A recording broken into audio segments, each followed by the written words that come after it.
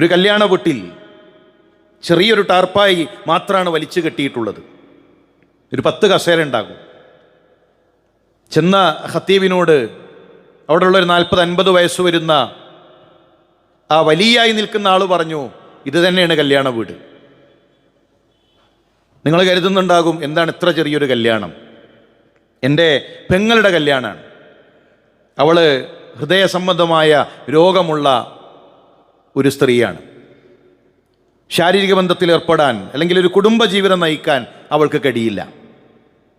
ഭർത്താവിന് ഇന്ന് കല്യാണം നടക്കാൻ പോകുന്ന വ്യക്തിക്ക് 60-ലധികം വയസ്സു പ്രായമുണ്ട്. എൻ്റെ സഹോദരി എന്നോട് പറഞ്ഞത്, എനിക്കൊരു കുടുംബജീവിതത്തിൻ്റെ സുഖങ്ങളോ അത്തരം കാര്യങ്ങളൊന്നും എനിക്കില്ല.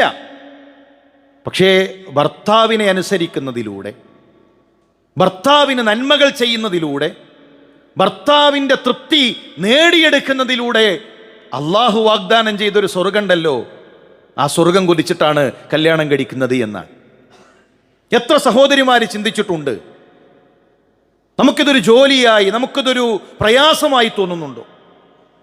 ഇത് പുണ്യം ലഭിക്കുന്ന, റബ്ബിൻ്റെ സ്വർഗം നേടാൻ കഴിയുന്ന ഒന്നാണെന്ന തിരിച്ചറിവുണ്ടാകണം.